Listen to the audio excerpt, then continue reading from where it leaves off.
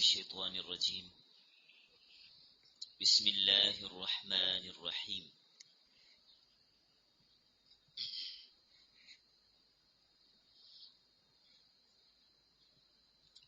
قل آپ کہہ دیجئے للمؤمنین ایمان والے مردوں کو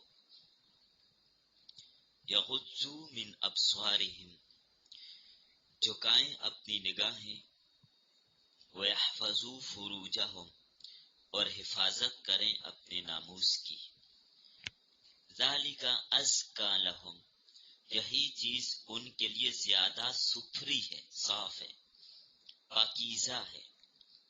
ان اللہ خبیر بے شک اللہ تعالی خبردار ہے بما یصنعون اس کام سے جو وہ کرتے ہیں۔ وقل اور آپ کہہ دیجئے للمؤمنات مومن عورتوں سے یغضضن من ابصارہن نیچی رکھیں اپنی نگاہیں ویحفظن فروجہن اور حفاظت کریں اپنے ناموس کی ولا یبدین زینتہن اور نہ ظاہر کریں اپنی زینت کو الا ما ظہر منہا مگر وہ جو ظاہر ہے وَلْيَضْرِبْنَ اور چاہیے کہ لٹکائیں بِخُمُرِهِنَّ اپنی چادریں عَلَى جُيُوبِهِنَّ اپنے گریبانوں پر وَلَا يُبْدِينَ اور نہ ظاہر کریں زینتہن اپنی زینت کو الا لبعولتہن مگر اپنے شوہروں کے سامنے او آبائہن یا اپنے باپ کے سامنے او آبائی بعولتہن یا اپنے خاوند کے باپ کے سامنے او ابنائہن یا اپنے بیٹوں کے سامنے او ابنائی بعولتہن یا اپنے خاوند کے بیٹوں کے سامنے او اخوانہن یا اپنے بھائیوں کے سامنے او بنی اخوانہن یا بھائیوں کے بیٹوں کے سامنے بھتیجے او بنی اخواتہن یا اپنے بھانجوں کے سامنے او نسائہن یا مسلمان عورتوں کے سامنے او نسائہن اپنی عورتیں مسلمان عورتیں مراد او ما ملکت ایمانہن یا وہ جن کے مالک ہیں ان کے دائیں ہاتھ مطلب غلام او التابعین یا خدمت میں مشغول رہنے والے غیر اولی الاربہ جو خواہش نہیں رکھتے من الرجال مردوں میں سے او الطفل الذین یا وہ بچے لم یظہروا علی عورات النساء جو مطلع نہیں ہوئے عورتوں کی مخصوص باتوں پر ولا یضربن اور نہ ماریں بارجلہن اپنے پاؤں زمین پہ زور سے نہ رکھیں لیعلم تاکہ معلوم ہو جائے ما یخفینا وہ جس کو وہ مخفی رکھتی ہیں من زینتہن اپنی زینت سے وتوبوا الی اللہ اور توبہ کرو اللہ کے سامنے جمیعا سب کے سب ایھا المؤمنون اے مومنو لعلکم تفلحون تاکہ تم کامیاب ہو جاؤ۔ بس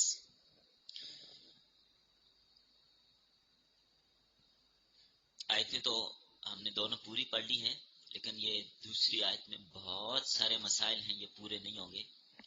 دوسری آیت کی صرف ایک دو مسائل پہ بات کریں گے، باقی انشاءاللہ اگلے سبق میں۔ تو لکھیے سورۃ النور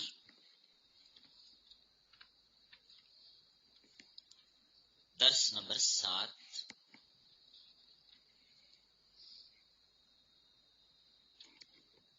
آیت نمبر 30 اور 31۔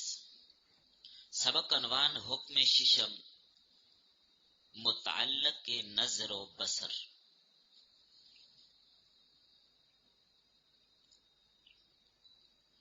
रब्त।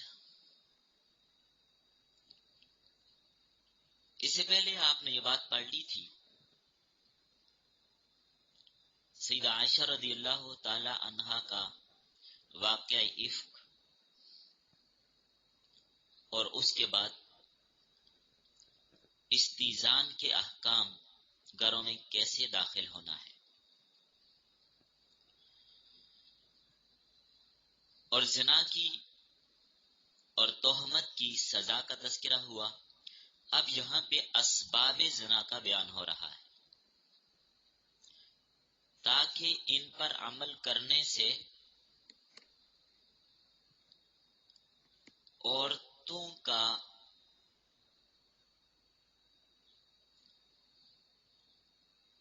फितने में मुब्तला होने का जो खदशा और खतरा है, उसी से बचत हो जाए।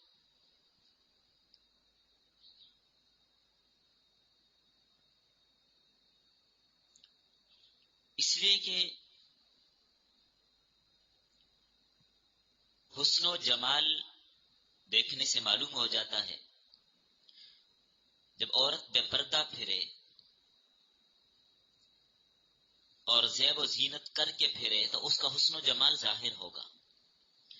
जब हुस्न जमाल जाहिर होगा, जब उसको किसी ने देख लिया, तो मर्द और औरत के अंदर तभी तौर पर एक दूसरे की तरफ कशिश होना ये फितरी चीज है। तो इसलिए यहां पर अब नजर बसर के अहकाम को बयान किया। दूसरा रबत, गुज़िश्ता आयात में किसी के घर बगैर इजाजत दाखिले से मना किया था। उसकी वजह यही थी कि बगैर इजाजत के घर में दाखिल हो जाओगे तो किसी के हुस्न जमाल पे नजर पड़ेगी, तो जिसकी वजह से परेशानी बनेगी। तो इसलिए अब निगाह और बसर की हिफाजत का हुक्म दिया। फरमाया नबी सल्लल्लाहु अलैहि वसल्लम, ईमान वालों से कह दीजिए अगर वो हिफाजत चाहते हैं अपने ईमान की, तो उन्हें चाहिए कि अपनी निगाहें नीची रखें। जिन आज़ा को देखना जायज नहीं है उन्हें ना देखें।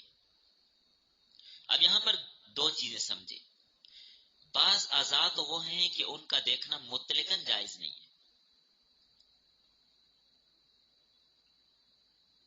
किसी भी तरह उनका देखना हर दो सूरतों में जायज नहीं है। और बाज आज़ा वो हैं कि मुतलकन देखना तो जायज है, लेकिन शहवत और लज्जत से नहीं देखा जा सकता।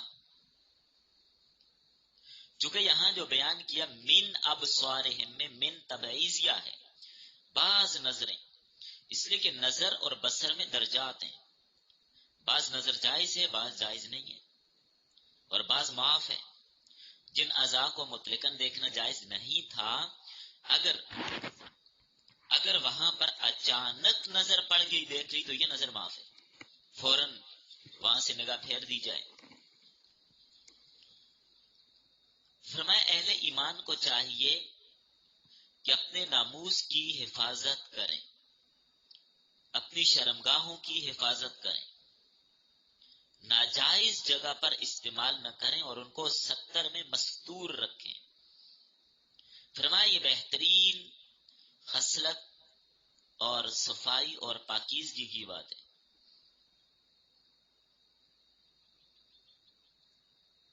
क्योंकि ऐसी निगाह जो हुसूल लज्जत के लिए नाजायज तौर पर डाली जाए, वो जिना का पेश खेमा है, तो इसलिए उससे मना कर दिया। फरमाया अल्लाह ताला तुम्हें देखने वाला है, वो जानता है किस वजह और किस नीयत से निगाह की, किस इरादे से देखा। फिर साथ औरतों को भी यह हुक्म दिया, यही हुक्म, और साथ कुछ मजीद अहकामात का इजाफा भी किया। अगली आयत में बहुत सारे अहकामात में, बड़ी लंबी आयत है। तो फरमाया नबी सल्लल्लाहु अलैहि वसल्लम, आप ईमान वाली औरतों से भी फरमा दीजिए कि उनको भी चाहिए कि अपनी निगाहें नीची रखें, जहां पर देखना हराम है उन जगहों पर न देखें।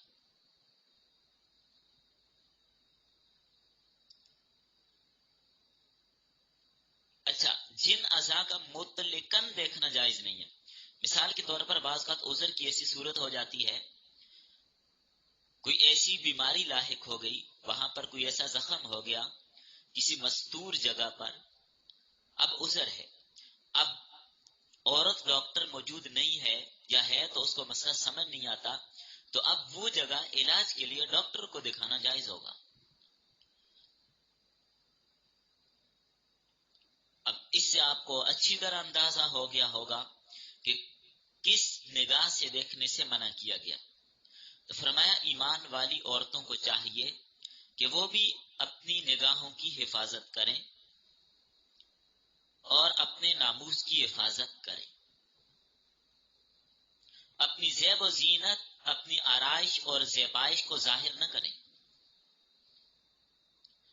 یعنی زیب و زینت کی وہ چیزیں جو عام طور پر کھلی رہ جاتی ہیں، یہ آیت کے اندر ایک چیز کا استثناء کیا گیا ہے، اپنی زیب و زینت کو ظاہر نہ کریں، لیکن زیب و زینت میں وہ چیزیں جو عام طور پر پوشیدہ نہیں رہ سکتی، ظاہر ہو جاتی ہیں، ان کے ظاہر ہونے میں کوئی حرج نہیں ہے،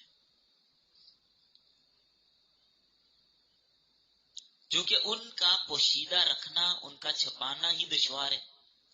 اب یا تو یہ اعضاء قدرتی ہیں، یا تو یہ زیب و زینت قدرتی ہے، یا تو یہ زیب اور زینت مصنوعی ہے کہ اس کو چھپا کر رکھنے میں دشواری ہے، مشکل ہے۔ اب دیکھیں، وَلَا يُبْدِينَ زِينَتَهُنَّ إِلَّا مَا ظَهَرَ مِنْهَا، اس بات کو ذرا سمجھیے کہ وہ اپنی زینت کو ظاہر نہ کریں مگر وہ جو اعضاء دشوار ہے ان کو چھپانا، یا وہ چیزیں دشوار ہیں ان کا چھپانا۔ مطلب یہ ہے کہ عورت اپنی بناوٹی زیب و زینت یا بناؤ سنگار کو غیر محرموں کے سامنے ظاہر نہ کرے، کیونکہ یہ چیز کیا ہے، فتنے کا سبب بنتی ہے۔ مگر وہ زینت جو ظاہر ہو، الا ما ظہر منہا، جس کو چھپانا مشکل ہے، اب ناممکن ہے۔ مثال کے طور پر ایک عورت نے زینت والے سینڈل پہنے ہوئے،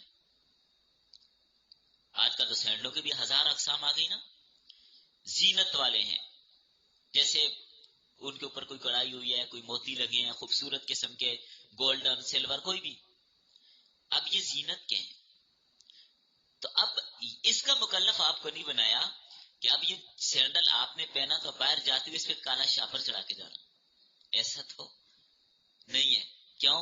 اس کو چھپانا ناممکن ہے۔ اب قیمتی قسم کا جوتا آپ نے پہنا ہے، اب اس کو چھپانا کیا ہے، مشکل۔ اسی طرح ہاتھ میں انگوٹھی پہنی ہوئی ہے، الا ما ظہر منہا، مستثنا ہے، نظر آ جائے تو کوئی حرج کی بات نہیں ہے۔ اسی طرح آپ نے چادر ایسے اوڑھی ہے اپنے اوپر، اس کے اوپر کڑائی ہوئی ہے، بیل بوٹے بنے ہوئے ہیں، خوبصورت چادر ہے، اب اس چادر پر چادر لے کر اس چادر کو چھپانے کی ضرورت نہیں ہے، کیونکہ عام طور پہ اب بڑی چادریں جو ملتی ہیں ان کے اوپر کڑائی تو ہوئی ہوتی ہے، اب کیا کریں گے، اس کو بھی اوپر سے چھپائیں گے، ناممکن ہوگا۔ ہاں، برقع اس ٹائپ کا جان بوجھ کے نہ خریدا جائے کہ وہ پرکشش ہو اور اس کے اوپر بہت زیادہ کام ہوا ہو، ایسا نہ لیا جائے، کیونکہ پھر تو برقعے کا مقصد فوت ہو جاتا ہے۔ لیکن عام طور پر خوبصورت برقع ہے، اس کے اوپر کوئی ہلکی سی کڑائی ہوئی ہے یا اس کے اوپر اندر کپڑے کا پرنٹ ہے، تو اب یہ زینت تو خود بہت ظاہر ہے، اس کو چھپانا تو مشکل ہے، ان کو کہاں جیب میں ڈالیں گے۔ اب دیکھیں شلوار کے پائنچے ہیں، ان پر کڑائی کی ہوئی ہے، اب اس کو کیسے چھپائیں، مشکل ہے نا۔ جب پائنچوں پر کڑائی کی ہوئی ہے، اب حرج ہے، اس کو چھپا تو نہیں سکتے کہ چلو کالی ٹیپ لا کے ذرا پاؤں کے ساتھ اس کو لپیٹ کے اوپر ٹیپ لپیٹنے باہر جانے، تو اللہ نے مشقت میں نہیں ڈالا کسی کو، جہاں پر حرج آیا معافی آ گئی۔ تو اس لیے جو حصے خود بہت جو زینت ظاہر ہو رہی ہے، جس کو چھپانا مشکل ہے، اس کے ظاہر کرنے میں کوئی حرج نہیں ہے، لیکن جہاں پر فتنے کا خوف ہو وہاں جائے ہی نہ جائے۔ اس کا آسان حال یہی ہے، تنہا سفر نہ کیا جائے، اکیلے نہ جائے۔ ایک تو یہ مسئلہ۔ دوسری بات یہاں پر یہ سمجھیے، ہاتھ، پاؤں، چہرہ، ہر وقت ان اعضاء کو چھپا کر رکھنا عورت کو حرج لازم آئے گا۔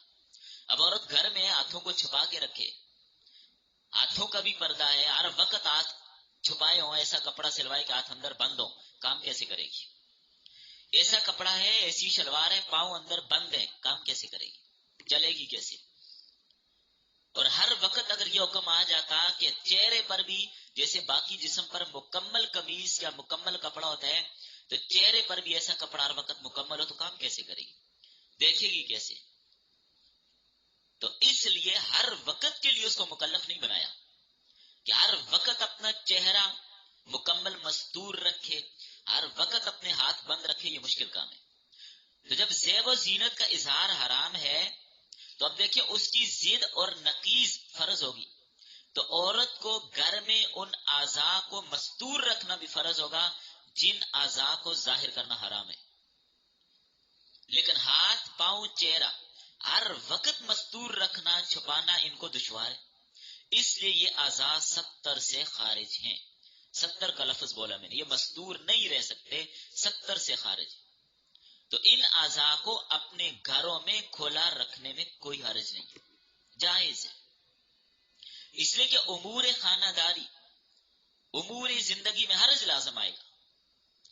باقی اعضاء کے علاوہ، ان اعضاء کے علاوہ باقی جتنا جسم ہے وہ سارے کا سارا 70 ہے، اسے ہر وقت پوشیدہ رکھا جائے گا۔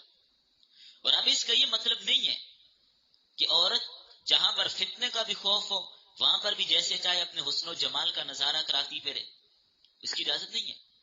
جہاں فتنے کا خوف ہوگا وہاں پر تو چہرے کو بھی ڈانپے گی، اور جہاں فتنے کا خوف نہیں ہے وہاں پر چہرہ چھپانا لازم نہیں ہے۔ یہی اکثر محققین کی رائے ہے، جہاں پر فتنے کا خوف ہو وہاں چہرہ چھپانا ضروری ہوگا، جس مقام پر فتنے کا خوف ہو، اور جہاں نہیں ہے وہاں چھپانا ضروری بھی نہیں ہوگا۔ اب دیکھیں بعض اوقات گھر میں اکٹھی فیملی رہتی ہے، اب گھر کے افراد جوائنٹ فیملی ہوتی ہے، گھر کے اندر جیسے ایک بچی کی شادی ہوئی، اگلے گھر میں گئی، وہاں پر اس کا جیٹھ ہے، یہ گھر کے اور افراد ہیں، اب پتہ نہیں اور کیا کہتے ہیں ان کو، تو اب وہاں پر اگر آپ یہ حکم جاری کر دیں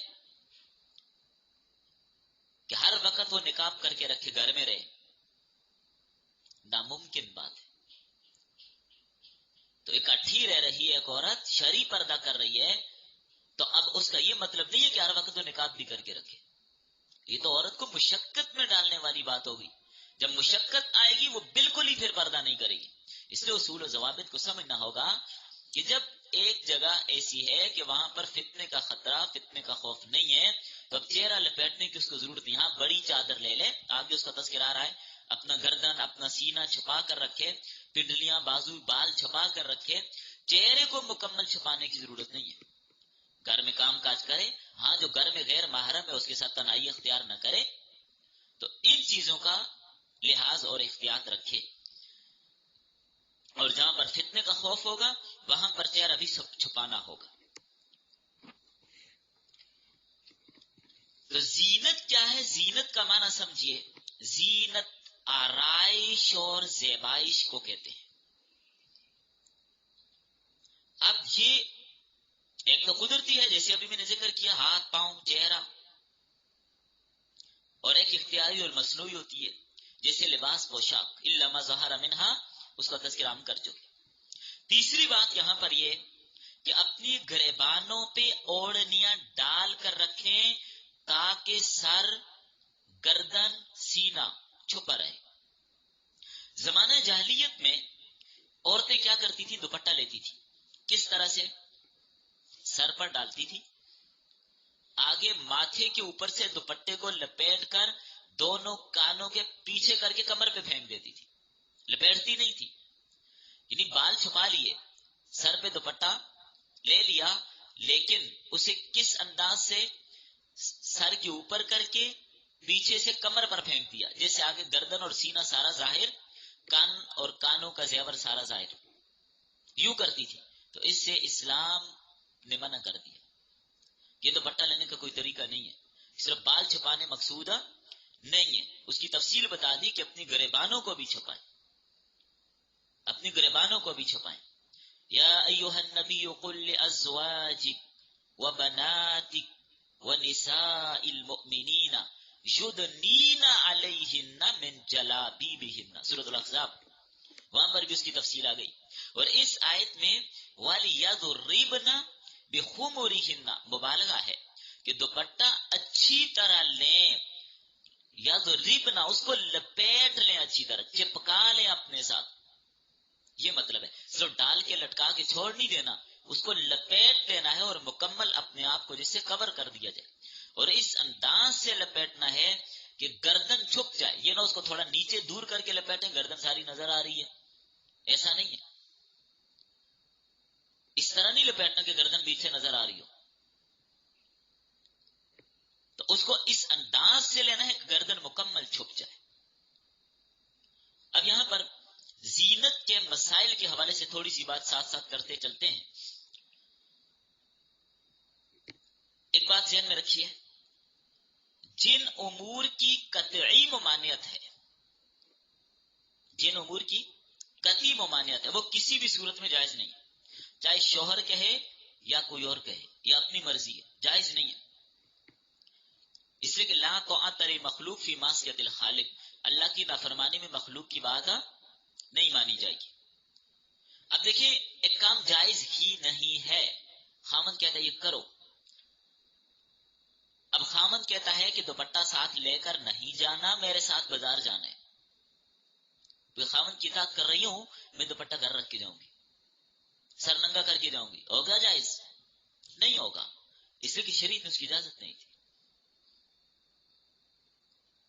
شریعت نے اسے منع کیا. برقع لے کر نہیں جانا، اپنے پورے کپڑوں کو بنا سنوار کر باریک لباس پہن کے میرے ساتھ جانے، نہیں جا سکتی. عام طور پر خواتین کی طرف سے یہ بات بہت دفعہ پوچھی جاتی ہے، خامن کے کہنے پر اپنے دانتوں کے درمیان فاصلہ کروانا باریک کروا کے، اپنی آبروؤں کو سلائی کی مانند باریک کر دینا، خامن کہتے ہیں جائز نہیں. خامن کہے تب بھی جائز نہیں. جو کام حرام ہے وہ حرام ہے.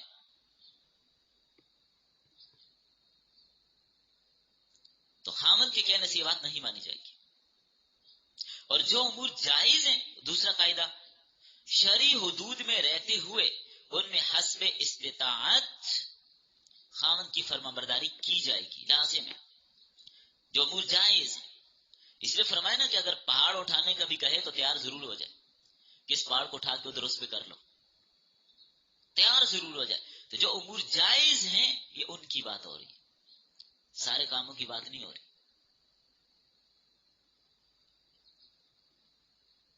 اور پھر خامن اگر اپنی بیوی کو حکم دے کہ تم بناؤ سنگار کرو، زیب و زینت اختیار کرو، اس کے لیے لازمی ہوگا زیب و زینت اختیار کرے. اگر زیب و زینت اختیار نہیں کرتی، حکیم امت حضرت مولانا اشرف علی تھانوی رحمۃ اللہ علیہ نے جو اصول لکھے ہیں ان میں یہ بات بھی لکھی ہے کہ اگر کوئی عورت خامن کے کہنے کے باوجود خامن کے لیے اپنے آپ کو آراستہ نہیں کرتی، زیب و زینت نہیں اختیار کرتی، اچھے کپڑے نہیں پہنتی، یا جائز میک اپ، مہندی وغیرہ، تیل، سرما یہ نہیں کرتی، مار بھی سکتا ہے، اسے پٹائی بھی کر سکتا ہے. اس لیے کہ اگر وہ یہ کام نہیں کرے گی تو خامد اس کو طلاق دے دے گا، مسائل پیدا ہوں گے، اس سے اس کے نفرت پیدا ہو جائے گی. اور ایک اور بات یاد رکھیے، خامد کے لیے زیب اور زینت اختیار کرنا ثواب بھی ہے، لہذا ثواب سمجھ کے کریں. خامن کے لیے اپنے آپ کو آراستہ کرنا، آگے گھر میں جو غیر محرم ہے ان کا تذکرہ آگے آ رہا ہے، یا محرم ہے ان کا تذکرہ، ان کے لیے زیب و زینت کا مسئلہ ہے، وہ آگے میں تفصیلاً عرض کروں گا، یہ اگلے سبق میں آئے گا. صرف ابھی یہاں پر زینت کے تھوڑے احکام بیان کر رہا ہوں. ثواب ہوگا زیب و زینت اختیار کرنے پہ. ان اللہ جمیل یحب الجمال، اللہ جمیل ہے اور جمال کو پسند بھی کرتے ہیں. تو عورت کے ساتھ فطرتی طور پر یہ چیز ہے کہ عورت حسن و جمال کو پسند کرتی ہے، زیب و زینت کو، آرائش کو پسند کرتی ہے. اس لیے چوڑیاں پہننا، کانٹے، بالیاں، ٹاپس، کوئی ایسی چیز پہننا وہ پسند کرتی ہے. جیولری پہننا، انگوٹھیاں پہننا، یہ اس کے لیے بالکل جائز ہے، لیکن شرعی حدود میں رہتے ہوئے. شرعی حدود میں رہ کر خامن کے لیے تیار ہوگی، بناؤ سنگار اختیار کرے گی، اس کو ثواب بھی ملے گا. لیکن یہ زیب و زینت فخر کے لیے نہ ہو. فخر کے لیے زیب و زینت درست نہیں ہے. دوسروں میں اپنے آپ کو بڑی جتلانے کے لیے، اترانے کے لیے، تکبر کی نیت سے زیب و زینت جائز نہیں ہوگا، اور اس سے عورت گنہگار ہوگی. باقی لوگوں کو دکھانے کے لیے بھی زیب و زینت نہیں ہے، زیب و زینت خامن کے لیے. اور پھر بناؤ سنگار کو مستقل مشغلہ بنا لینا، ہر وقت ہی اس کام میں، ہر وقت 24 گھنٹے یہی کام. نہیں بھائی، اور کام نہیں ہے. تو یہ میں نے 3 اصول آپ کو بتا دیے، ان کے اندر رہتے ہوئے بناؤ سنگار کرنا ہے، یہ بالکل جائز ہے. یہ نہیں کہ ہر وقت اسی کام میں لگی رہے، ہر وقت یہی سوچے، ہر وقت یہی دیکھے، ہر وقت اسی کی فکر میں لگے. ایسا بھی نہیں، اور کام بھی ہیں. اور پھر اصول میں یہ بات بھی سمجھیے کہ بناؤ سنگار وہ جائز ہوگا جس میں عورت کی مشابہت مردوں سے نہ ہو جائے. اب ایسا بناؤ سنگار کر رہی ہے، ایسا لباس پہن رہی ہے، مرد بن گیا، شکل و صورت دیکھنے والا اچانک سامنے مرد آ رہا ہے، پاس عورت ہے، ایسا نہ ہو. اس انداز کا بناؤ سنگار اختیار نہ کرے. من تشبہ بقوم فہو منہم. اور پھر دوسری حدیث بخاری کی روایت ہے، مردوں کی مشابہت اختیار کرنے والی عورت پر لعنت کی گئی. تو اس انداز کا لباس، اس انداز کا بناؤ سنگار جس سے مرد لگے، یہ جائز. مثال کے طور پر بیبی کٹن سنا ہے، پتہ نہیں ہوتی کیا، اللہ عالم. یہ تو آپ لوگوں کو پتا ہوگا. بال کٹوانا مردوں کی مشابہت کے طور پر اس انداز کے بال رکھنا جیسے مردوں کے ہوتے ہیں، ممنوع ہے، مشابہت حرام ہے. ہاں البتہ بالوں کی بات لگی تو چلیں بالوں کے تھوڑے مسائل مزید. بالوں میں گھیریں پڑ جائیں، بال آگے سے 2 حصوں میں تقسیم ہو جاتے ہیں نا، بعض اوقات بال بعض اوقات پھٹ جاتے ہیں نا کناروں سے. اب علاج کے طور پر ان کو کاٹا تراشا جا سکتا ہے، جائز ہے. اسی طرح بالوں کے ڈیزائن بنا کر سنوارنا بغیر کاٹے جائز ہے. بالوں کو کاٹا نہیں، ان بالوں کے ڈیزائن جیسے عورتیں بناتی رہتی ہیں، میڈیاں بنانا، اس پہ کیچر کلپ لگانا، دائیں بائیں ادھر کے ادھر، ادھر کے ادھر، جیسے چرپائیاں بنتے ہیں. بہت کچھ پتہ نہیں عورتوں کے ہاں ہوتا ہے، یہ جائز ہے. لیکن اس میں یہ ہو کہ وقت کا زیادہ نہ ہو، نمازوں کے اوقات کا خیال رکھے، یہ چیزیں ساری لازم. بال کاٹنے کے حوالے سے بچیوں کی عمر جب 9 سال ہو جائے اس کے بعد بچیوں کے بال بھی نہ کاٹے. اس سے پہلے ضرورت کی بنیاد پر اس کے بال کاٹے جا سکتے ہیں، لیکن 9 سال کی ہو جائے جب بچی، اب اس کے بال کاٹنے سے پرہیز، اب بال کاٹنا جائز نہیں. اسی طرح بالوں کو یہ جو بعض عورتیں وہ کیا کہتے ہیں اس کو بلیچ کرواتی ہیں، اور اس کو کلر مختلف قسم کے دیے جاتے ہیں، کلر وغیرہ کروانے کے لیے جائز ہے، اس میں کوئی حرج نہیں ہے. بلیچ کروا کر بالوں کو کوئی دوسرا کلر کرنا یہ جائز ہے. خضاب کے حوالے سے بات میں ذکر کروں گا آگے چل کے کہ کون سا خضاب جائز ہے، کون سا جائز نہیں ہے، وہ اپنے مقام پر انشاءاللہ اس پر بات کریں گے. تو ابھی ہم جو بات بتا رہے تھے، سمجھ رہے تھے کہ اس انداز کی زیب و زینت اختیار نہ کرنا جس سے مردوں کے ساتھ مشابہت آ جائے. تو بال کاٹنا اسی ضمن میں آ گیا کہ ایسے بال نہ کاٹے جس سے مردوں کے ساتھ مشابہت آ جائے. بالوں میں بال ملانا، اور یاد رکھیے حدیث میں لعنت کی گئی ہے بالوں میں بال ملانے والی پر. یعنی ایک عورت کے بال کم ہیں، وہ دوسری عورت کے بال کٹوا کے لگا رہی ہے بیچ میں، حرام ہے، جائز نہیں ہے، منع ہے. البتہ مصنوعی بال لگانے کی اجازت ہے، گنجائش ہے اگر کوئی لگانا چاہے تو. لیکن خنزیر کے بال، کسی اور انسان کے بال لگا نہیں سکتے. اسی وجہ سے بعض عورتیں جو آج کل گلیوں میں بال خریدنے والے پھرتے ہیں، سنے 5-7 ہزار کے کلو لے رہے ہیں وہ. تو عورتوں نے بھی کہا چلو بال بیچو اور امیر ہو جاؤ. ایک بال بیچنے کی اجازت بھی نہیں ہے، حرام ہے. کوئی عورت، کوئی مرد اپنے جسم کا مالک نہیں ہے کہ وہ اپنے بالوں کو بیچے. اس لیے بال بیچنے کی اجازت نہیں ہے، نہیں بیچ سکتے. انسانی جسم ہے، انسانی جسم کا حصہ ہے، تو انسان کی بے اور شراء کرنا جائز نہیں ہے. تو بالوں کو بیچنا منع ہے. ہاں البتہ پلاسٹک کے بال ہیں، کوئی اور مصنوعی چیز ہے، کوئی مصنوعی بال ہے، تو اگر وہ کوئی کسی بیماری کی وجہ سے بال گر گئے یا کچھ ہو گیا، لگانا چاہیں تو لگا سکتے ہیں، لیکن انسان کے بال لگانے کی اجازت نہیں ہوگی. اسی طرح بالوں میں اس انداز سے بالوں کو باندھنا، اپنے ماتھے کے اوپر بالوں کو بڑھا کر اوپر ان کو لپیٹ کر یا اوپر کوئی کپڑا اس میں مزید اضافہ کر کے ان کو اوپر اونچا کر کے باندھ کر اوپر اور کپڑا ڈال کے نیچے کی طرف لٹکا دینا، جیسے بکتی اونٹ کی کوان ہوتی ہے، یہ بھی حرام ہے. حدیث میں فرمایا ایسی عورت جنت کی خوشبو بھی نہیں سونگے گی. تو اس سے بھی منع کیا، بالوں سے اونٹ کی کوان بھی نہیں بنانی. ہاں اپنے بالوں کو جمع کر کے گدی کے اوپر پیچھے کمر پہ، گدی پہ، گردن پہ وہاں جمع کر کے ان کو باندھ سکتی ہیں، اس میں کوئی حرج نہیں ہے. لیکن سر کے اوپر آگے ماتھے پہ، سر کے درمیان میں اونچا کر کے سر کو اونچا کرنا کہ ڈبل سر لگے، یہ جائز نہیں ہے. اسی طرح ہونٹ کے اوپر بال نکل آئیں، تھوڑی پر بال نکل آئیں، ان کا صاف کرنا بالکل جائز اور درست ہے. اس میں پھر ایک بات عام طور پر یہ بھی سوال آتا ہے کہ ان بالوں کو نوچ لینا چاہیے یا اڑا دینا چاہیے. تو بہتر یہی ہے کہ کوئی اوزار بلیڈ وغیرہ استعمال نہ کرے، اس لیے کہ عورت کا جسم نازک ہوتا ہے. کوئی پاؤڈر وغیرہ، کریم وغیرہ کے ذریعے سے ان بالوں کو ختم کیا جائے. نوچنے سے بھی جسم کو اذیت پہنچتی ہے، اس میں بھی احتیاط کی جائے. تو نوچنا بھی مناسب نہیں ہے، اس لیے کہ اس میں اذیت ہوتی ہے، اپنے جسم کو تکلیف دینے کی اجازت بھی شرعاً نہیں، اس میں بھی احتیاط کرنی چاہیے. اگر کسی کو تکلیف نہیں ہوتی، عادت بن گئی ہے، تو مسئلہ الگ ہے. اسی طرح چہرے پر اگر کوئی ایسے بال نکل آئے جو بدنما لگتے ہیں، ان کو ہٹا سکتی ہے. پلکوں کے بالوں کو رنگنا جائز ہے، جبکہ اس میں ایسا کلر ہے کہ اس کے لگانے کے بعد پانی وضو غسل میں رکاوٹ نہیں بنتا، پانی پہنچ سکتا ہے. تو وہ پلکوں کے بالوں کو بھی رنگ اس کا تبدیل اگر کوئی عورت کرنا چاہے تو شرعاً یہ ممانعت میں داخل نہیں ہے. باقی مہندی لگانا ہاتھوں پر، پاؤں پر، جس ڈیزائن کی چاہے مہندی لگا سکتی. ہاں لیکن ایک چیز یاد رکھنا، مہندی سے تصویریں بنانے لگ جائیں. مہندی لگا سو اس سے کوئی پھول بنائیں، کوئی بیل بنائیں، کوئی پہاڑ بنائیں، کچھ بھی بنائیں، بنا سکتے ہیں. مہندی لگانا، بلکہ عورت کو تو ہر وقت مہندی لگا کے رکھنا چاہیے. اس پر احادیث موجود ہیں، ابھی وقت نہیں ہے، پھر کبھی سنائیں گے. ہاں ایک اور چیز مہندی لگانے میں اس کے احتیاط، مہندی لگاتے وقت ایسے وقت کے انتخاب کریں نماز قضا نہ ہو جائے.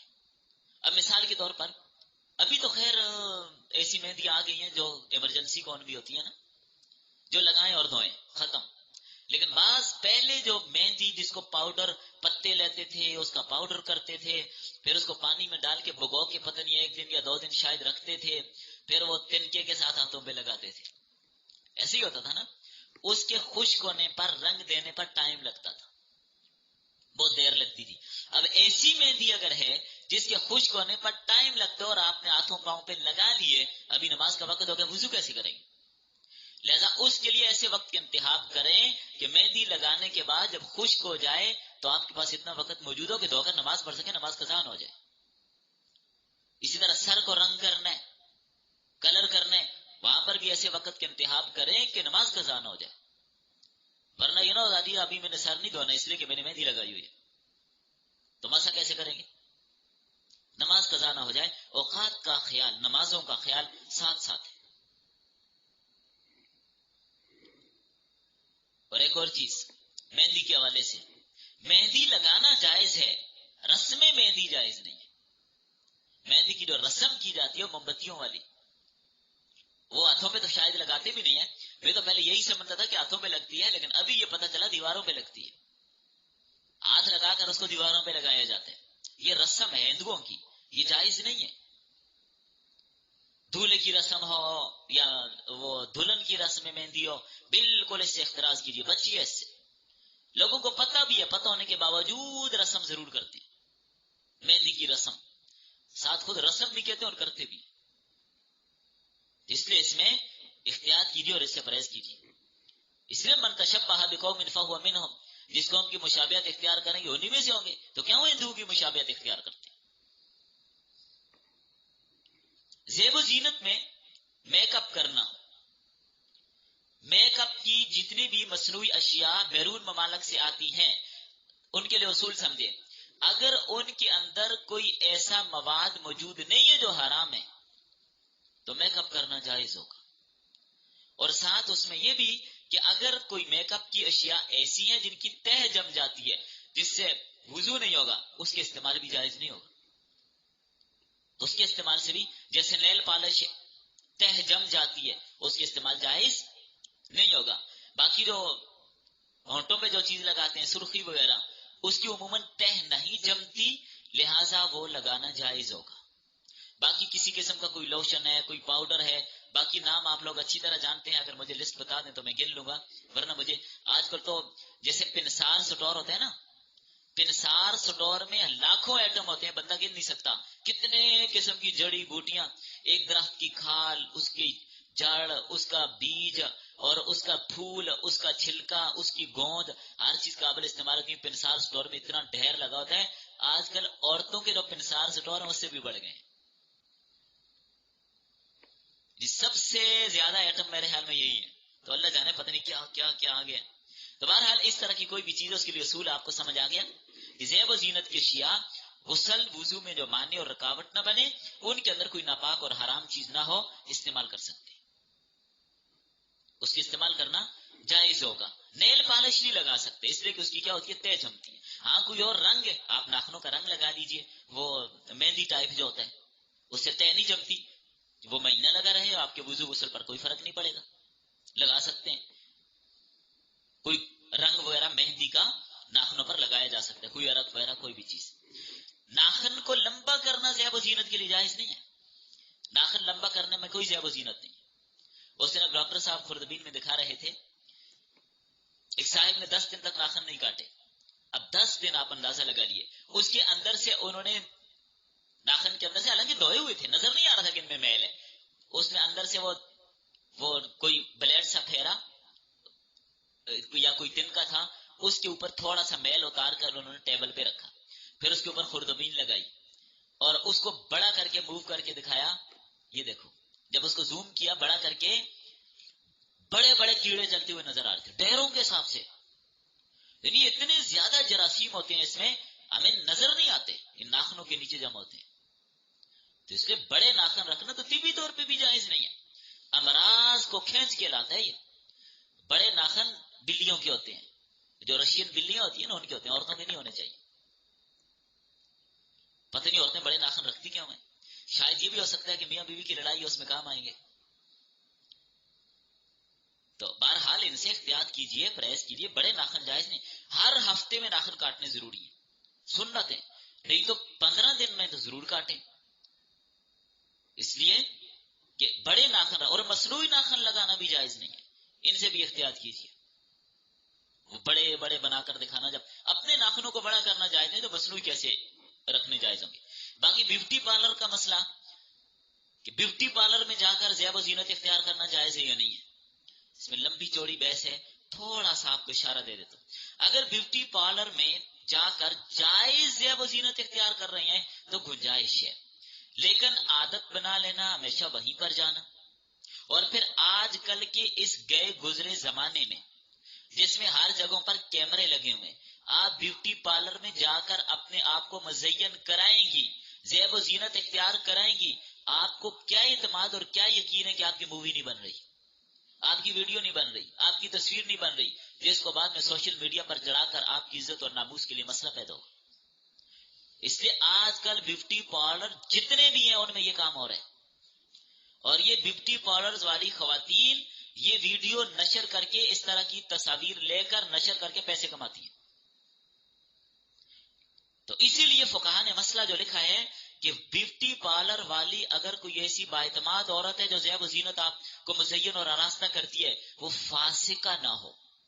اگر وہ فاسق لڑکی ہے، فاسق ہے، شریعت کے احکام کی پابندی نہیں کرتی، اس سے اپنے آپ کو زیب و زینت کروانا جائز ہی نہیں ہے.